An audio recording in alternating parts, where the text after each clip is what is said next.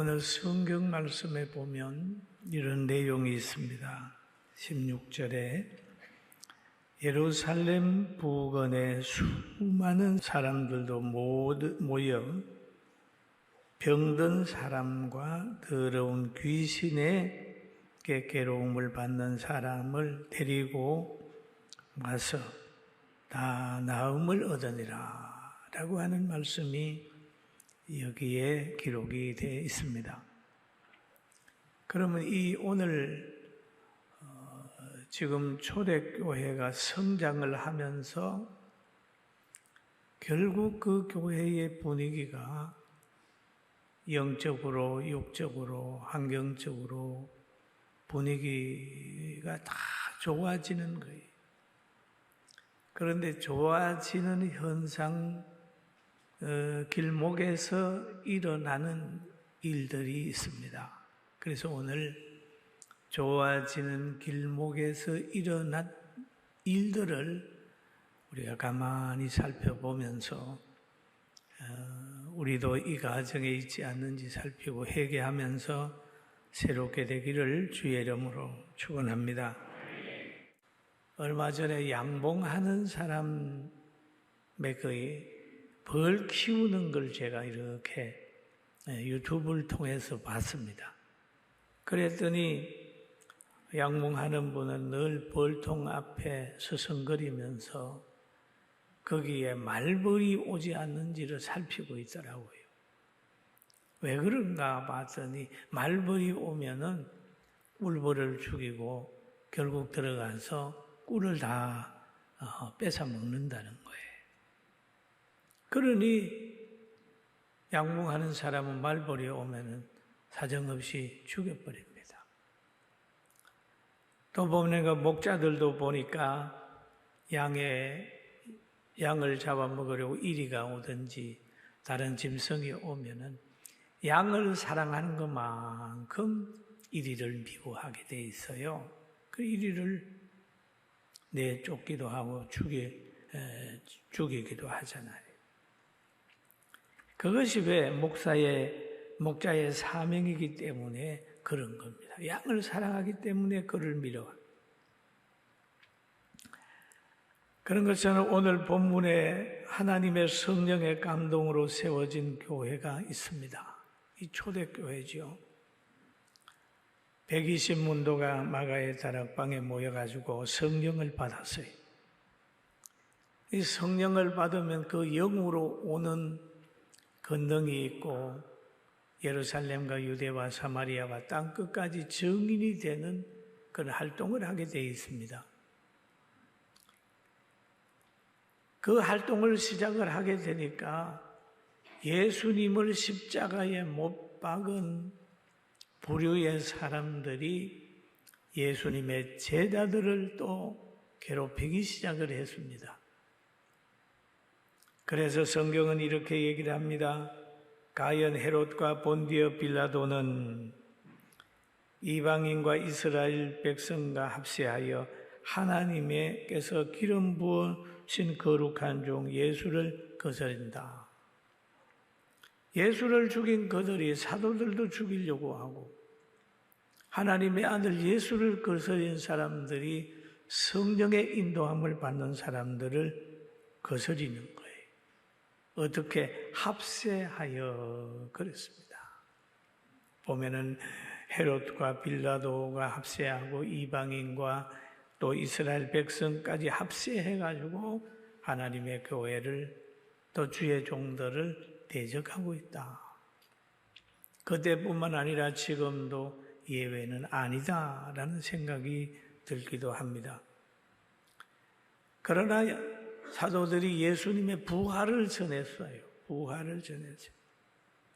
그러니까 이 부활에 대한 신앙 말씀을 들은 이들이 회개를 하게 됩니다. 박해하는 자도 있었지만은 회개하는 사람이 훨씬 많았어요. 믿고 회개하는 사람들이 성령을 받게 됩니다. 그래서 성령을 받게 되니까 그 모든 사람의 환경이 변화되는 거예요. 성령 받고 나서. 그래서 믿는 무리가 한 마음과 한 뜻이 되어서 모든 물건을 서로 통용하고 자기 재물을 조금이라도 자기 것이라고 하는 이가 하나도 없더라 그랬습니다. 무리가 한 마음 한 뜻이 됐어요. 서로 물건을 통용하게 됐어요. 물건을 같이 사용하게 됐습니다. 여러분 농사할 때 보세요. 갱이가 하나 있으면 이 집에도 쓰고 저 집에도 쓰고 저 집에도 쓴다면 얼마나 좋아요. 통용하는 것. 삽도 그렇습니다. 경운기도 그렇고 소도 그렇고 그런다면 모든 믿는 사람들이 한 가족처럼 사는 거잖아요. 얼마나 좋아요. 서로 통용했어요. 부족함이 없었어요. 서로 나누게 되니까. 그 일로 통하여 가난한 사람이 없어졌어요. 그리고 밭과 집이 있는 자는 팔아 그 판 것을 값을 가져다가 사도들 발 앞에 두매 사도들이 각 사람의 필요에 따라 나누어 주었다 그랬습니다. 여기 보니까 분위기가 참 좋아졌어요. 있는 사람 없는 사람이 같이 공존하고 모두가 서서 자기의 필요를 채울 수 있게 됐습니다. 그리고 여기에 성령의 사람인 사도들이 분배를 정하고 분배를 하고 있습니다. 여러분 분배를 잘해야 되는 거예요. 분배를. 이 사도들이 분배를 하는 거예요. 그 분배하는 기준이 있습니다. 필요에 따라 그랬습니다. 필요에 따라. 여러분 우리가 떡을 한 박스를 한다고 할지라도 나눠줄 때 배고픈 사람은 더 주고 배부른 사람은 덜 주고 있는 사람은 안 주고 없는 사람은 더 주고 그게 원리거든요. 똑같이 나눠주는 것은 성경적인 거 아니에요. 위로받을 자에게는 위로하고 병든 사람에게는 병원에 보내주고 공부할 사람에게는 공부할 환경을 만들어주는 거예요. 필요에 따라 나누어 주는 겁니다. 이런 분위기가 막 다 물어있게 되는 거예요. 오히려 거기에서 자기 것이라고 챙기는 사람이 부끄럽게 되어 있습니다. 그러니까 여기에 속해 있으면서 아나니아라고 하는 사람도 역시 그 분위기에 편성하는 거예요. 나도 땅이 있는데 팔아서 사도들 발 앞에 갖다 놓으리라라고 뜻을 정했습니다. 뜻을 정하고 이제 있는데 땅이 팔렸어요. 근데 땅을 딱 팔고 나니까 고만 사탄이 아나니아 속에 욕심을 집어넣습니다. 성령에 감동되어 서원했던 그에게 사탄이 역사를 하니까 꼭 욕심이 들어가는 거예요. 그래서 땅 판 그 얼마를 감추었습니다. 좀 얼마를 감춘 다음에 베드로에게 앞에 가는 거예요. 갖다 놓는 거죠. 사도행전 5장 3절에 그러잖아요. 베드로가 이르되 아나니아야, 같이 한번 읽어볼까요? 베드로가 이르되 아나니아야, 어찌하여 사단이 내 마음에 들어 성령을 속이고 땅값 얼마를 감추었느냐라는 얘기를 합니다. 여러분, 사탄은 눈에 보이지 않습니다. 영물입니다. 영물은 형체가 없습니다. 눈에 보이지 않아요. 사단이 사람들에게 들어가면 들어가 있는 자신도 몰라요. 상대도 모릅니다. 엄밀하게 욕심을 불어넣어 주는 거예요. 사탄이 들어가면 사탄의 속성으로 분노하게 하고 교만하게 하고 거짓말하게 하고 그의 마음속에 깊이 들어가서 병을 일으킵니다. 병도 병 맞아나요. 사람을 미워하게 편견하게 하고 분쟁하게 하고 분노하게 하고 위선을 떨게 합니다. 하나님은 다 보고 계시는데도 자꾸 뭔가 비밀을 가지려고 그래요. 그리고 사탄이 들어가면 악한 생각을 가지고 있으면서도 사람 앞에는 천사의 모습으로 사람을 속이는 거예요. 그러나 사람은 속일 수 있지만 뭘 못 속이냐? 성령은 못 속이는 거예요. 하나님은 못 속여요. 다 하나님 앞에는 드러납니다. 그러나 성령의 사람 베드로는 아나니아 속에 들어있는 사탄을 봤어요. 내가 성령을 속이고 땅값 얼마를 감추었느냐? 그렇게 얘기를 합니다. 그러면서 하는 말이 땅이 그대로 있을 때 얘는 내 땅이 아니며 판후에도 내 마음대로 할 수 없더냐? 어찌하여 이 일을 내 마음에 두었느냐? 사람에게 거짓말한 것이 아니요 하나님께로다.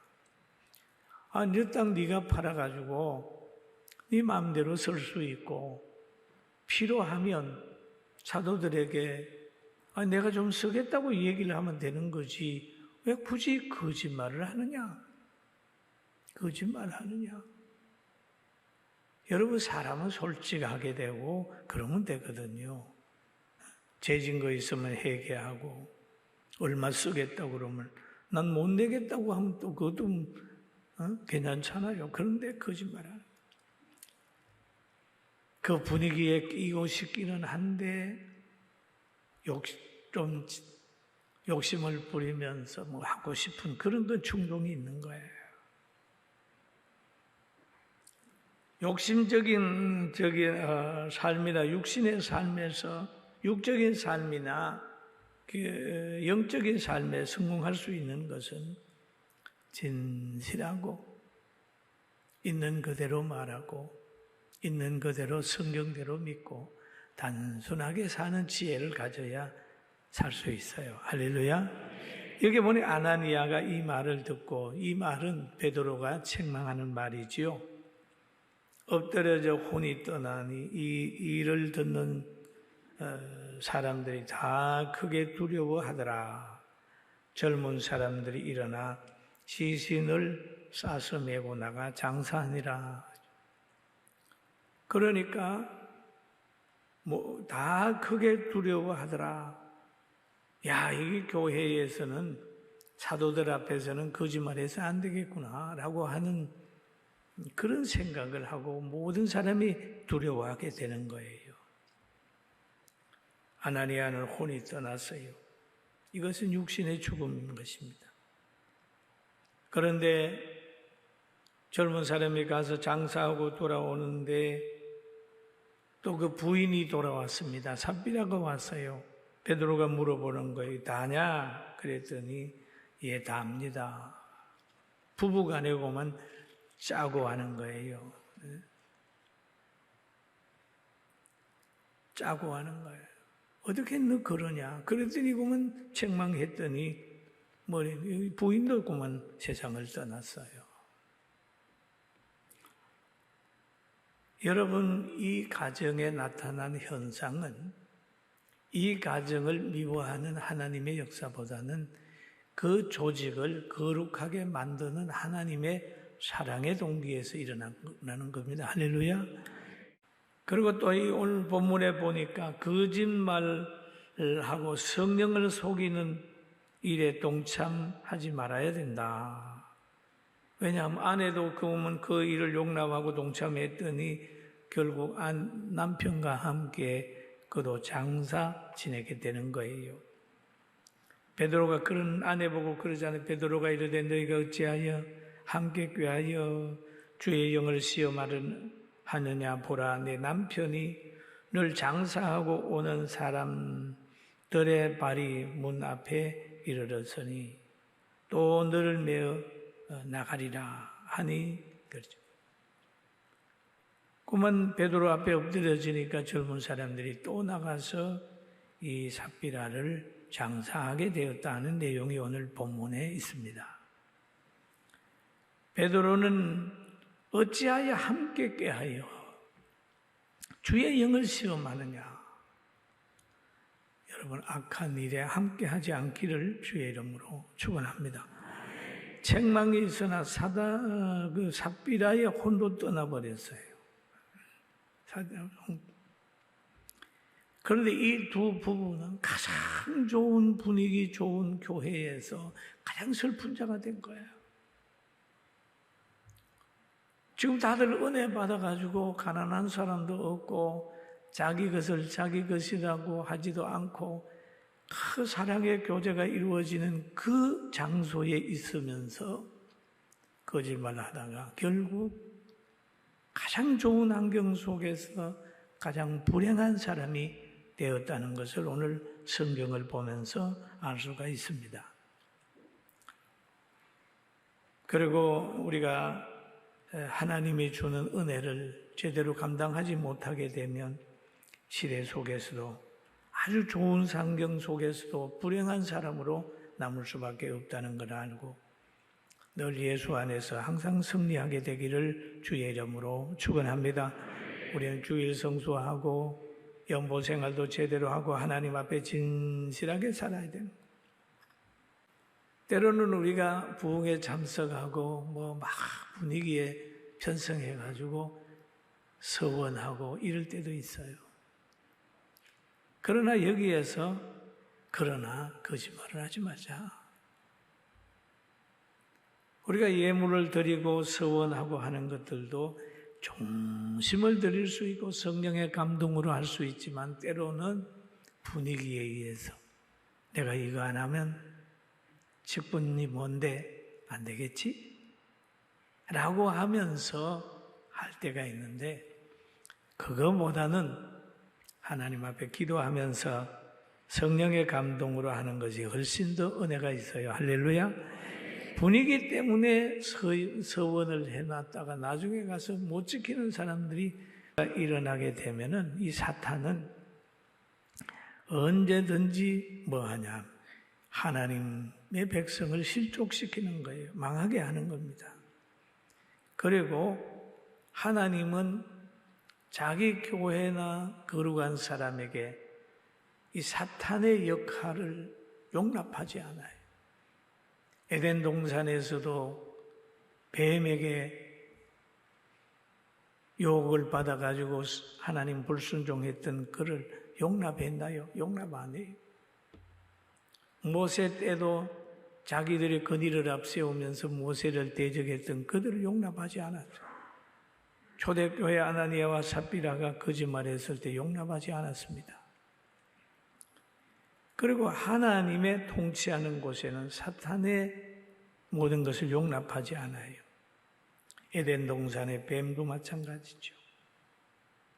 뱀의 사상을 가지고 있으니까 뱀의 사상을 가진 사람이 살 수밖에 없는 환경으로 내몰아버려요. 창세기 4장 12절에 보니까 내가 밭을 갈아도 땅이 다시는 그 효력을 내게 주지 아니할 것이요 너는 땅에서 피하며 유리하는 자가 되리라 라는 얘기를 하잖아요. 여러분 순종해서 축복 가운데 살게 되길 주의 이름으로 축원합니다. 그리고 하나님과 단절되고 불순종하는 사람에게는 하나님이 주시는 평화가 없습니다. 평화가 없어요. 평안이 없어요. 악인은 그 해중에 들지 못해요. 아나니아가 받은 심판은 교회를 사랑하시는 하나님의 사랑의 징계였습니다. 오늘날 하나님께서 우리 교회들에게 주는 걸 보면 망하라고 주는 게 아니라 정금 같은 믿음을 키워주려고 연단하시는 줄 알고 이 안경 속에서 원망 불평 대신에 열심히 기도하고 정금 같은 믿음을 가지게 되기를 주님의 이름으로 축원합니다. 할렐루야. 그럼 이런 모든 과정을 거쳐가지고 초대교회가 맺는 열매가 있습니다. 열매가 바로 사도행전 5장 12절에서부터 16절까지 나타나는 그런 열매입니다. 사도들로 통하여 표적이 나타나고 믿는 사람들이 마음을 같이하였고, 그리고 감히 저 불신자들이 베드로를 두려워해서 함부로 못 대했습니다.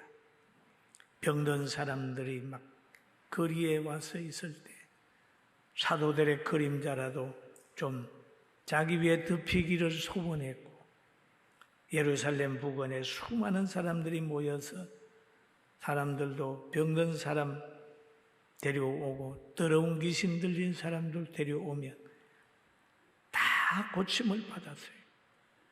하나님께서는 이런 분위기를 만드시려고 역사를 했는데, 이 분위기를 갈 수 없도록 거짓말하는 사람이 들어오니까 가감하게 정리를 하는 모습을 보고 있습니다.